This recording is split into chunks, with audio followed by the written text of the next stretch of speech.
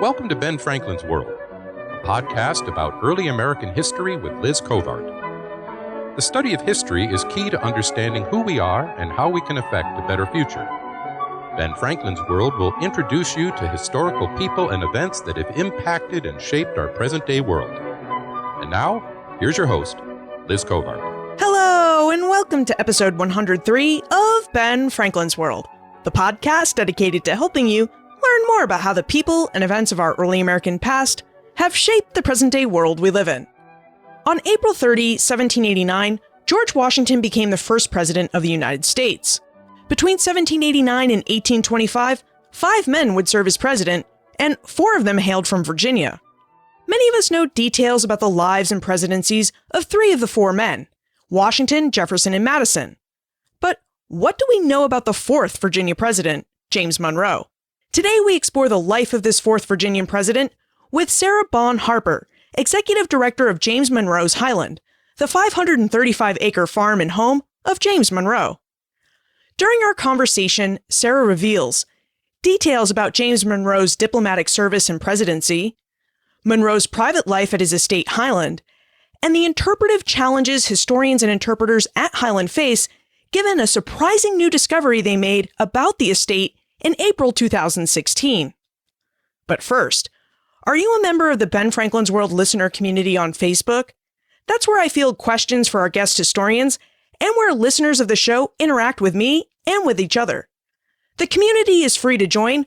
All you need to do is visit benfranklinsworld.com and click on the orange Join Now button on the home screen or text BFWorld to 33444.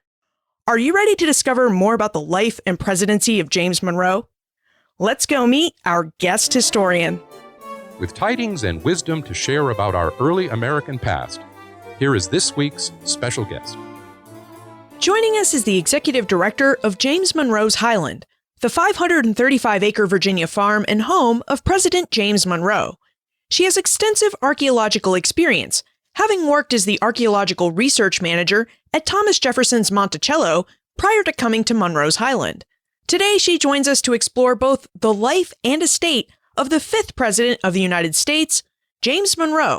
Welcome to Ben Franklin's World, Sara Bon-Harper. Thank you. Thank you for having me. As you may know, James Monroe was the 5th President of the United States and the last in the so-called Virginia dynasty, the period where 4 out of the 5 first presidents hailed from Virginia. Yet, Monroe does not seem to be as well known as Washington, Jefferson, or Madison. Sara, would you provide us with an overview of Monroe's life and accomplishments?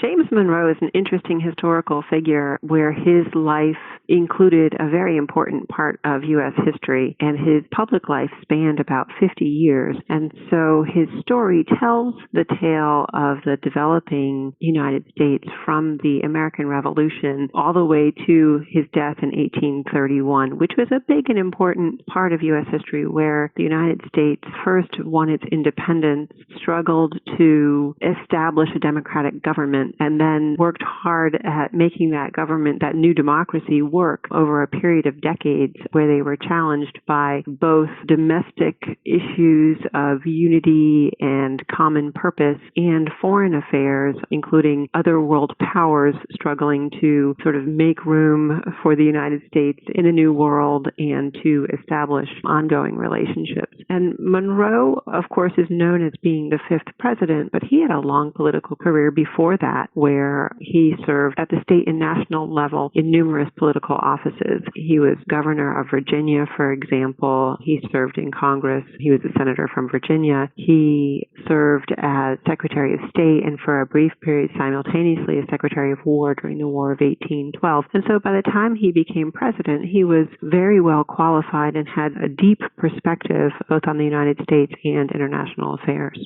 It really seems like Monroe started to get his deep understanding of the United States and its international affairs when he enlisted in the 3rd Virginia Infantry Unit of the Continental Army in 1776. Would you tell us about Monroe's service in the War for Independence? I think you're very right. He did begin to get his perspective early on. He was a teenager when he was swept off into the American Revolution. He had been a student at William and Mary. He went there after his parents' death. He grew up in Westmoreland County in Virginia. He's sort of a country boy, but schooled at one of the better schools, Archibald Campbell's Campbelltown Academy. He went there as a boy, and then when his parents died, he was 16, and his uncle took charge of his education and sent him off to William and Mary, where he studied for a couple years. But I think the distractions of the American Revolution were pretty big in Williamsburg at the time, and he went off to fight. So that was 1776,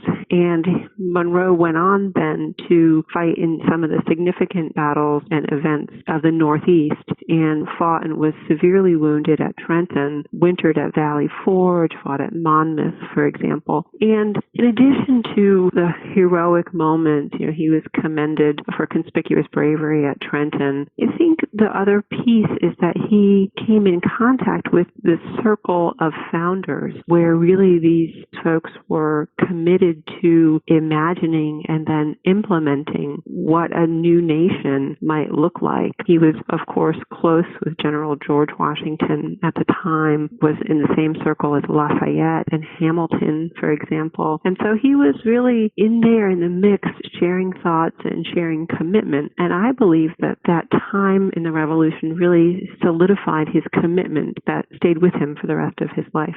Can I tell you a story about the Battle of Trenton? Yes, please do. I think most listeners know that the Battle of Trenton was a surprise attack at Christmas time, and the Hessian soldiers were, sort of thinking they would have a time to celebrate and relax and so forth. And Monroe went over as the advance guard the night before, and apparently a local landowner, who turned out to be a man named Dr. Riker, came out and said to this advance guard, "Go on, Hessian soldiers, get out of my area." And Monroe and his men said, "Oh, we're not the Hessian soldiers, we're the good guys." And Dr. Riker then said, "Well, come in and I'll feed you. And not only that, but I think I'll go with you tomorrow because I'm a surgeon and some poor soul might need me on the field of battle." And of course, we know now that that poor soul turned out to be none other than James Monroe himself. There were very few casualties at Trenton, but Monroe was wounded, a bullet to the shoulder where it nicked an artery that he would have died from that injury had Dr. Riker not been there and acted quickly. So there's a moment there that kind of exemplifies some of the variables of wartime and of the fighting that went on during the Revolution. Monroe served in the Continental Army for 4 years. In 1780, he returned to Virginia to study law with Governor Thomas Jefferson. Sarah, what was it like for Monroe to study law with Thomas Jefferson? Did Jefferson play a big role in Monroe's life? Thomas Jefferson played an important role in Monroe's life, and the first moment of Monroe returning to civilian life and deciding whether to resume his studies at William and Mary or to go on to what they called read the law with then Governor Jefferson was an important turning point. And Monroe debated whether to return and study at William and Mary or whether the idea of studying with Governor Jefferson was the more forward-thinking route. And again, with his uncle Joseph Jones, who was closely involved in Monroe's life and education, he said, "What should I do?" And they debated it, and he went on and decided that really the way of the new republic and the ways of the new government and law were going to be best seen by Thomas Jefferson. And I think this was a great choice because what transformed Monroe from being maybe a state-level lawyer or even statesman at that level to being a national figure with international perspective was both his education and the contacts within that realm of government. And Jefferson certainly exemplifies that, and his personal interest and professional mentoring of Monroe. We can look back and see that as a really critical piece in Monroe's life. Of course, it transformed Monroe's professional life, and it also eventually is the piece that landed Monroe in Albemarle County, where he owned a couple of properties, including the one Highland that I work at. It seems like Jefferson must have provided Monroe with great training, because during his life, he would serve the United States as minister to France, England, and Spain. Mm-hmm. Would you tell us about Monroe's diplomatic service and what he accomplished on behalf of the United States in those roles?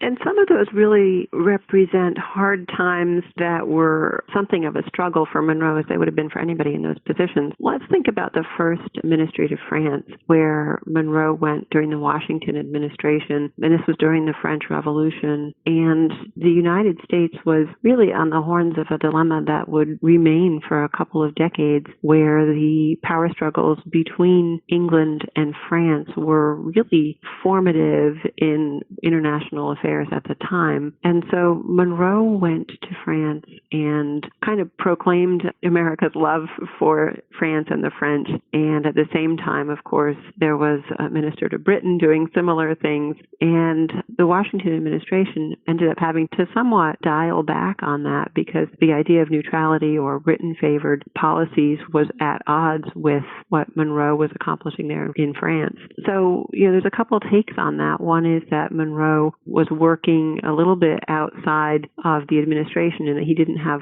full knowledge of what was going on in the negotiations with Britain at the time. And the other is that perhaps Monroe took domestic politics away with him and let them influence his time there in France. So when he came back, Monroe was actually recalled, and he came back and he was really kind of bruised from the experience. Even though he'd accomplished some significant things, he did not end up in a good place immediately after that. And one of the big pieces is resilience, that we see Monroe then picking himself up and saying, okay, I'm going to move on and still find ways to contribute and be successful in this new government. So it's an interesting period and an interesting way of considering Monroe's formative political career. And one of the big deals that Monroe negotiated as foreign minister was the Louisiana Purchase in 1804, right? That's right. Monroe went, of course, not at the beginning, but sort of in the middle of things under President Jefferson, and Livingston was already there and negotiating. And again, it's another case where the United States is having to wade through the power struggles of mature European nations, this time Spain and France, and figuring out who's going to control what territories in North America. And Monroe was able to then complete the negotiation, and of course, as we know, acquire from Napoleon the large landmass that we know as the Louisiana Purchase. And Monroe was very westward oriented. He did own lands in the West in Kentucky, and from very early on we see him really understanding the importance of, for example, navigation of the Mississippi, the movement of goods along the Mississippi and out through the port of New Orleans, and the rights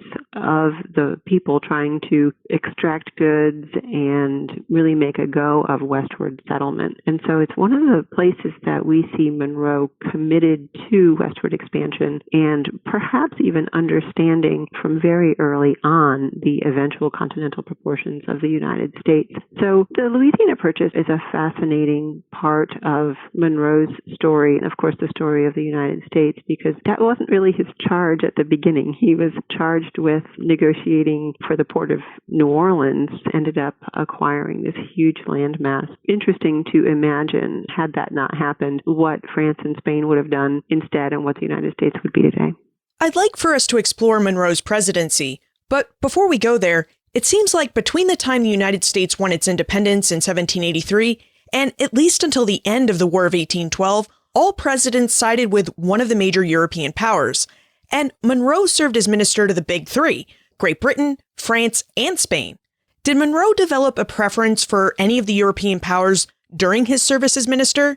Did he lean towards Great Britain like Washington and Adams, or towards France like Jefferson and Madison? No, I would put Monroe in the category of Jefferson and being somewhat of a Francophile and being more attuned in that direction. Monroe, of course, spoke French and did conduct at least some, if not all, of his own negotiations in French, and really seemed committed to France and French relations. It was only later on that he became more pro-British, because that was a later point in his life when he was minister there. And yes, you definitely see that alignment where we see in general the Republican faction being aligned with French and the Federalists more aligned with Britain. So we certainly see him, especially early on in his career, as more pro-French and certainly vehemently and strongly partisan in the early years towards the Republican Party. It kind of sounds like Monroe leaned French, then appreciated the British point of view, so that by the time he became president, he was a bit more balanced in his viewpoints.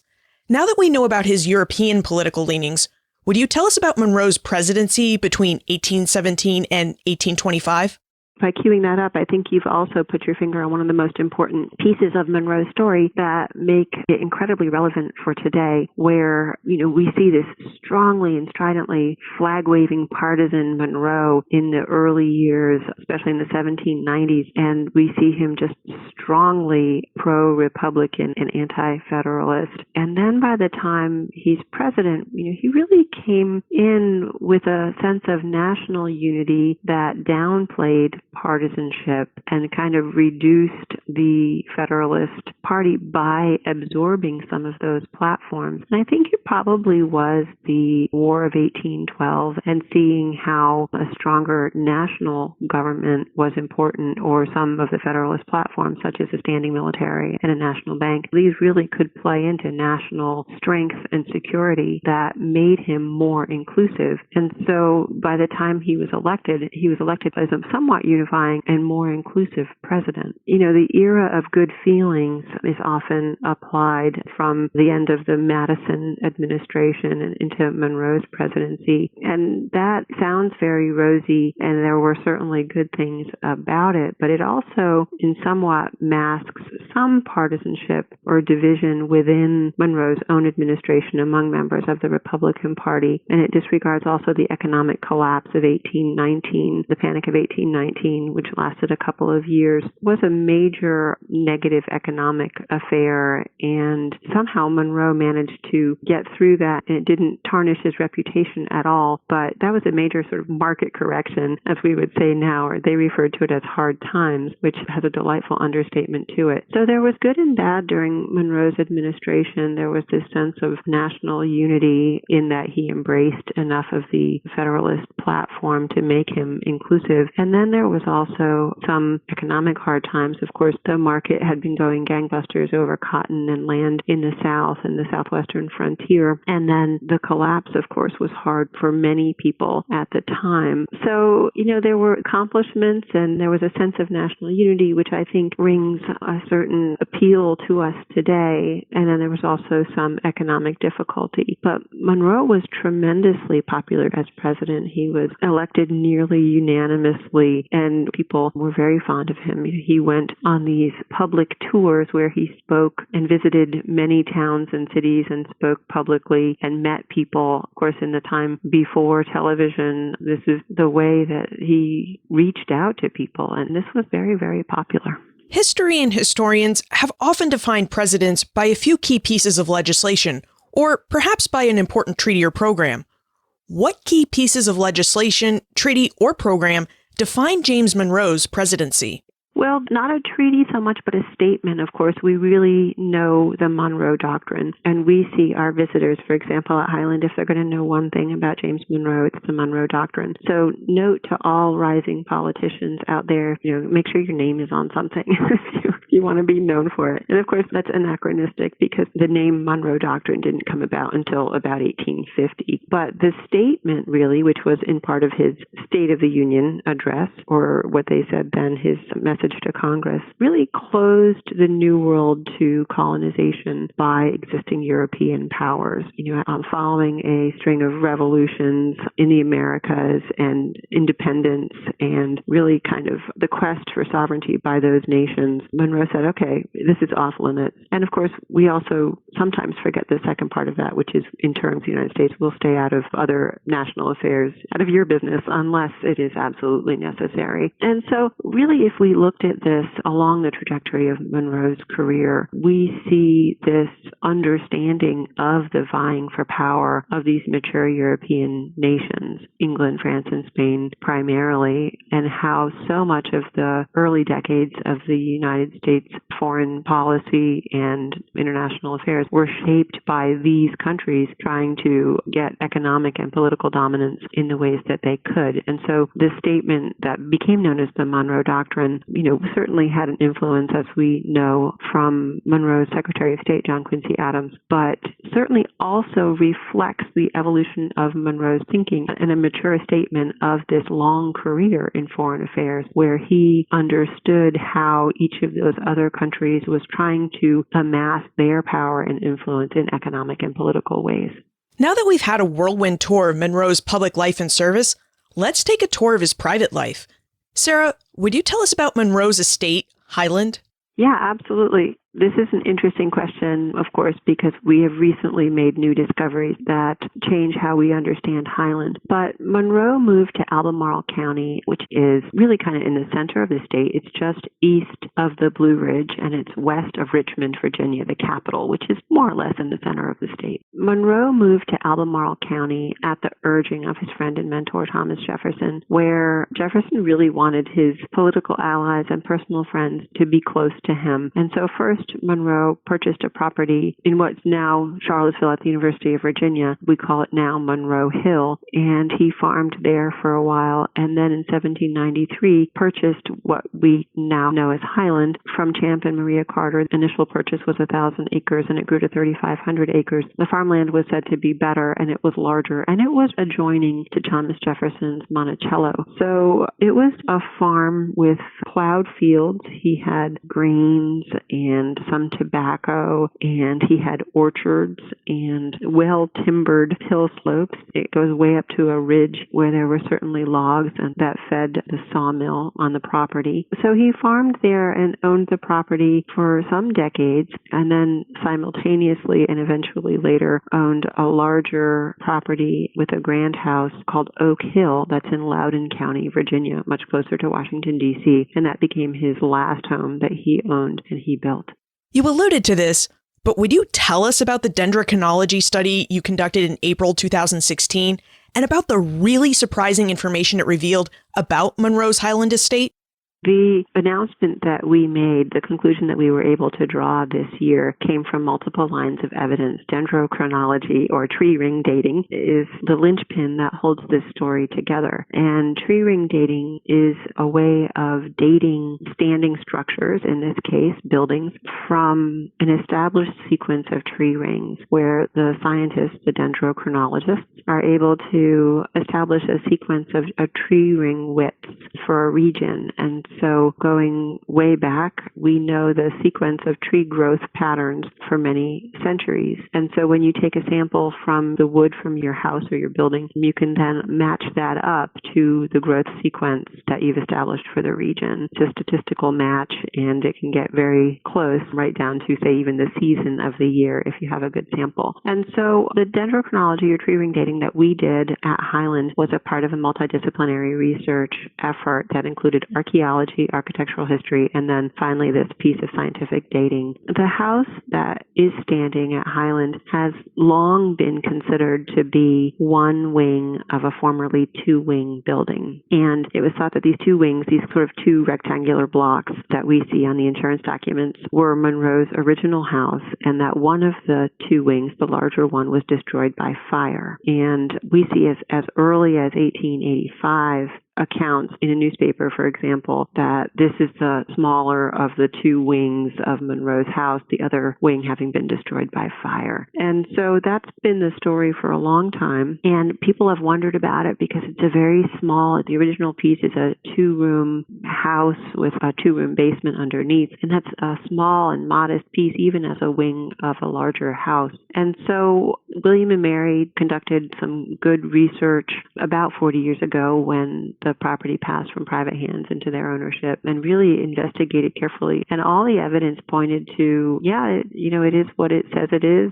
All the experts, both doing documentary studies and archaeology and architectural history, they all said, it is what it says it is. And, here's where you'd look if you wanted to look more. And the point was we had never really found that other wing, right? The one that was said to have been destroyed. And so I had enough questions when I started there in 2012 that I couldn't quite answer to my own satisfaction. And so drawing from my research background, started doing archaeological survey around the property to say, okay, let's find out for sure where that other wing was. We want to be absolutely certain we understand this place. And so at the same time, started doing an architectural study, and the experts noted to me that there were enough elements of the standing house, including the patterns of brickwork, the hinges, and the moldings on the interior, that it really would be beneficial to bring in dendrochronology. And so we got that rolling, and it's a long cycle of research and lab work to get the results, and also came up in the archaeology with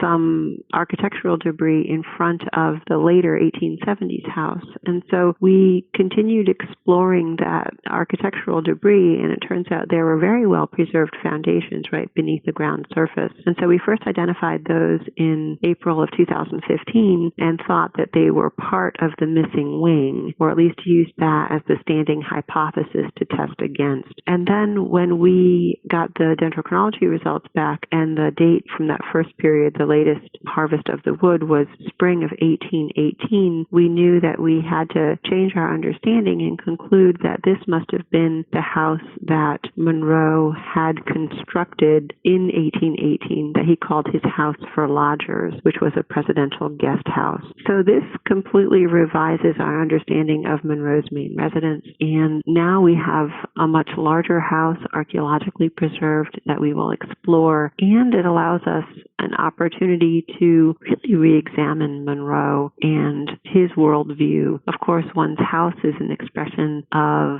ambition, perhaps, both personal and maybe political. It's an economic statement. It's a statement of style. And the small, what we thought was the remaining wing, has really played into an understanding of Monroe as humble and perhaps unassuming, living modestly, where this may not be the case at all. And it's time to re-examine Monroe and his political ambitions through understanding the house and the property.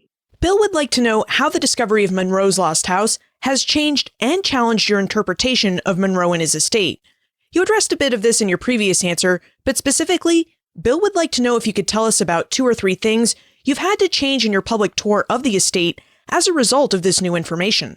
It has been transformative, and the changes will still roll out for the next bunch of years as we completely reinterpret. Most fundamentally, we have changed our discussion from, this is a wing of Monroe's main house, to this is a house that Monroe built during his presidency to house his entourage or visitors when he came here as president, and of course could no longer just slip away, but had to have a lot of people with him. Our visitor experience has changed significantly. At the moment, we are offering not a house tour as such, but more of a site tour where the expert guide meets the visitor in a different location, not at the house, takes in the location of the archaeological remains. At the moment, they're covered because we're between excavation seasons, but talks in that area with some visuals about the excavation and the discovery, and then tours the standing structure. And the standing structure still houses that great collection of Monroe family pieces. We have about 70 or 80% of our collection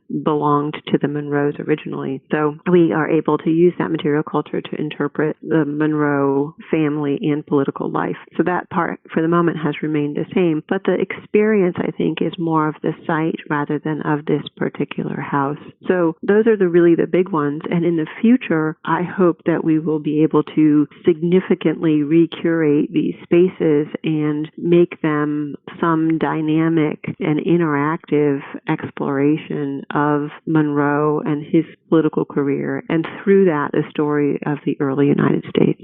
Earlier in our conversation, we discussed how Monroe had benefited from a really good education. And now we've explored a little of Highland, which was his 535-acre farm. It kind of sounds like Monroe had money. Was he a slaveholder?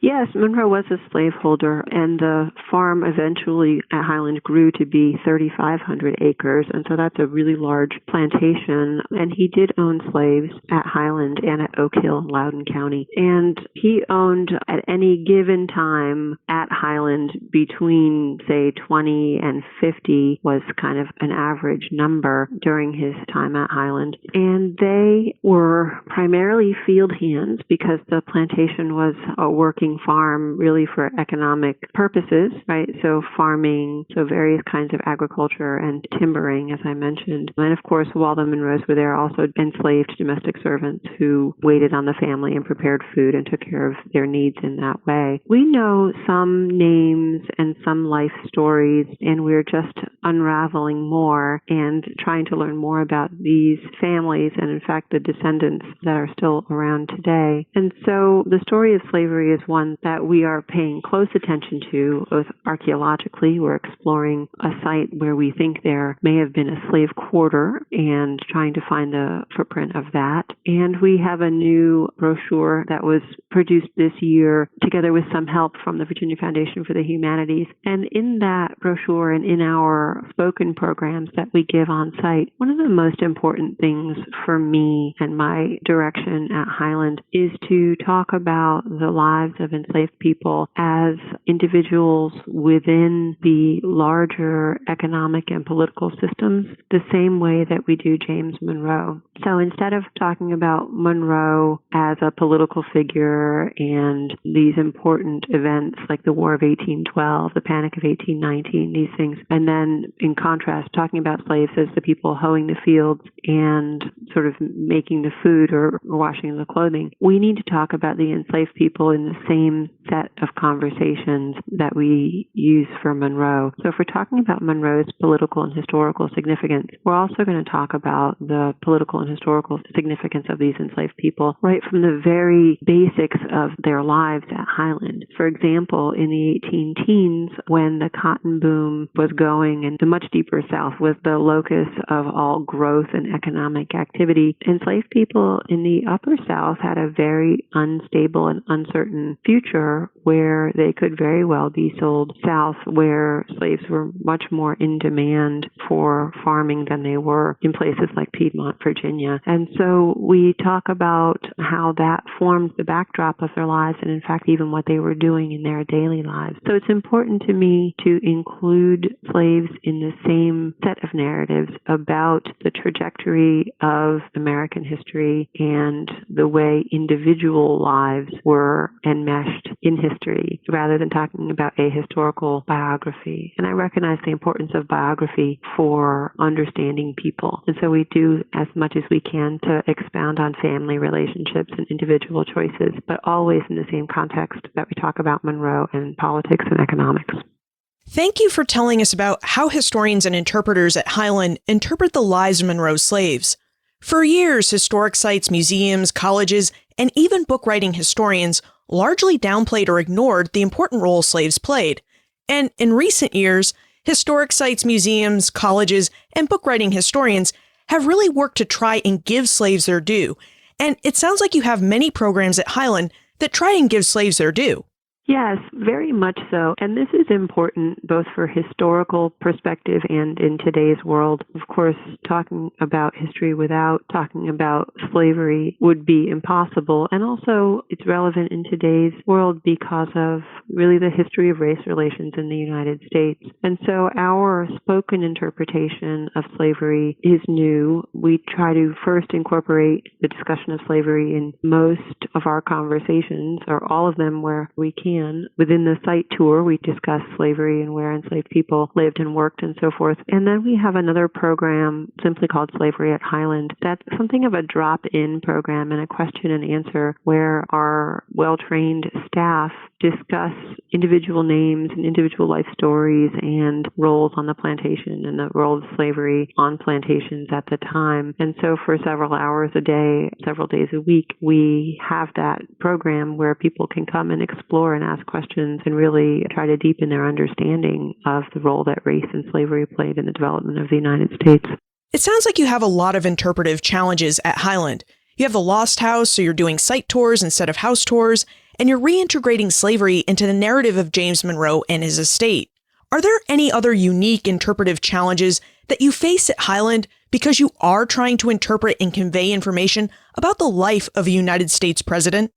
studying a United States president is interesting because we risk becoming too focused on the one particular individual. And it's certain that the reason Highland is preserved and the reason that it's a historic site now is because of the importance of James Monroe and his role in U.S. history. But there was so much more there than James Monroe. So always making that balance between our focus on Monroe and our focus on his larger context is a tricky one, and one that I hope that we get right at least part of the time. We talk about it on site as moving from maybe a portrait view of Monroe, if you can picture sort of on the wall in a rectangular frame a painting or portrait of Monroe, to going to the Google Street View of Monroe, right? Where if you're walking through history and looking all around and trying to understand Monroe's context, that's really the picture we're trying to paint, so that we can understand the founding era and understand the struggles of those decades of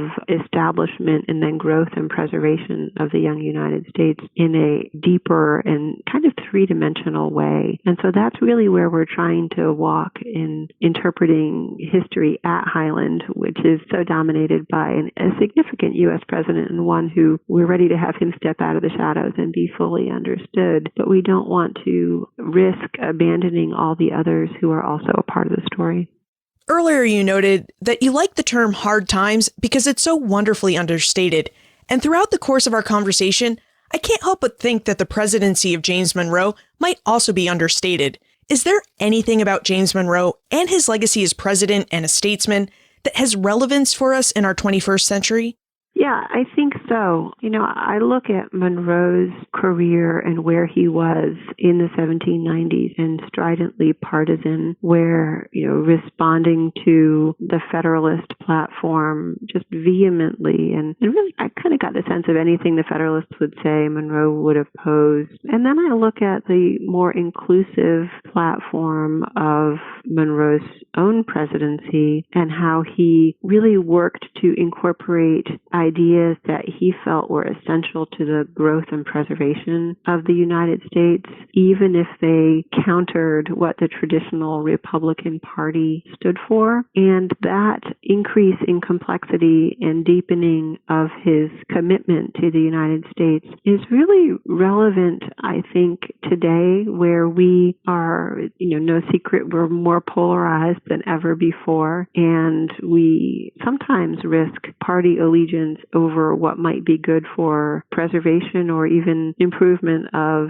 the United States in lots of ways. And so maybe we should look at bipartisan or transpartisan leadership, applying those anachronistic terms, and say, how can we get things done in a similar way? And how can we then, as a corollary to that, use the commitment of these founders to the ideals of democratic governance? How can we use those ideals to engage voters or members of the community or people who maybe don't feel particularly connected, say, with the American Revolution? How can we make these ideas relevant to them, and how can we deepen their understanding of what a democracy is and should be? You've certainly piqued our interest in James Monroe's Highland, and I would be remiss if I didn't ask before we moved into the time warp whether you have any tips that would allow us to make the most of our next visit to the estate. I would recommend coming with the idea of spending a couple hours taking the tour, thinking about U.S. history.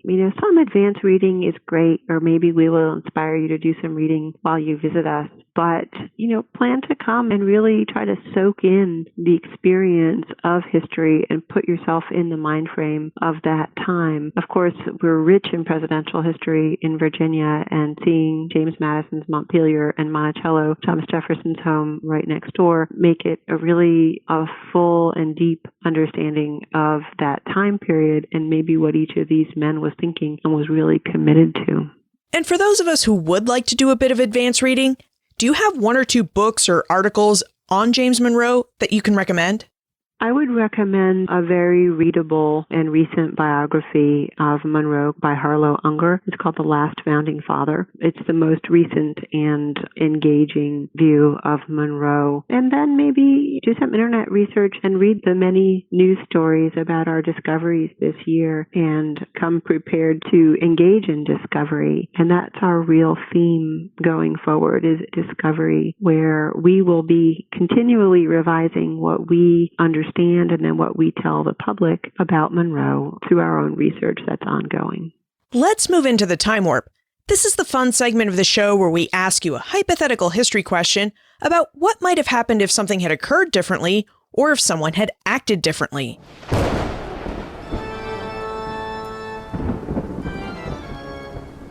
The time warp.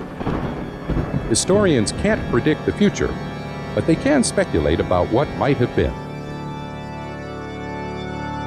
In your opinion, what might have happened if James Monroe had not served as president in 1820? Would the Missouri Compromise, which kept the balance of power between slave states and free states in the Senate by adding Missouri as a slave state and Maine as a free state, have been signed into law? That's a good question. And the Missouri crisis and the eventual Missouri Compromise is one of those moments that I think we could probably do a semester-long seminar on, because the issue of slavery was bound to be a national and divisive issue. From the very beginning, the founders knew that they were not dealing with this issue and that it would be really critical at some point. And I think Monroe's actions and the actions of the government as a whole during the Missouri crisis in 1820 and 1821 really delayed the American Civil War, and that had the compromise not been made, we probably would have seen a war at that point, maybe a little bit later, but it would have eventually landed there. And that eventual compromise that allowed Missouri to enter as a slave state and Maine as a free state, but limited slavery north of the 3630 line, that was the piece that allowed the additional 40 years before the American Revolution. And I could argue, and I think with some validity, that had the Civil War taken place 40 years earlier, the outcome could conceivably have been very different. There's a moment in national thinking from these United States are to the United States is, right? The collection of states as envisioned early on and the more united national level identity that was still emerging. And so the division around slavery was bound to happen at some point. And the Missouri Compromise is one of the pieces that allowed it to delay until a later moment when there was greater identification with the national government, greater infrastructure such as the railroad, allowing the movement of goods and support to troops and so forth. And these were really important features that allowed the federal government to prevail at that time. And the question of whether someone else had been president, what would have happened, is a good one that, I think that there's a lot of nuanced discussion. But just to summarize, there's a couple lines of thought on how Monroe's presidency figured into the Missouri Compromise. I think the traditional one has been he was kind of hands off, go figure it out and let me know when it's done. But then there's the other piece, particularly with work by Robert Forbes, that says Monroe was engaged in the hidden hand presidency there, where behind the scenes he was allowing people to get things done by encouragement and by behind the scenes negotiation and by not needing to claim credit, but making it happen. So, the truth in there is, no doubt in there somewhere, but it certainly would bear greater investigation. But in either case, Monroe was president during the time, and what we came out with was kicking the can down the road 40 years and eventually having a longer and more protracted Civil War, certainly bloodier with more loss. And what I see from Monroe is a commitment to his core value of national unity in the Missouri Compromise. And we could argue very rightly that any agreement that perpetuated slavery for even 5 minutes was wrong and tainted and certainly from a human rights perspective, that's the case. So no national unity is worth that. You could certainly argue that. But if you wanted to argue from within Monroe's own commitment and really what he valued at his core, he made a decision that allowed the United States to persevere for another few decades. So there was no winning in that compromise, but by Monroe's action, we see him committed to that perpetuation of the United States, even though if he hadn't done it, the outcome would have been very different. Does Monroe's Highland have any special events or exhibitions coming up that we should know about? We have several upcoming events. And in October, we will partner with the George Washington Papers to have a day-long seminar that ends with the Hildebrands, a really fun set of historical musicians. Fantastic.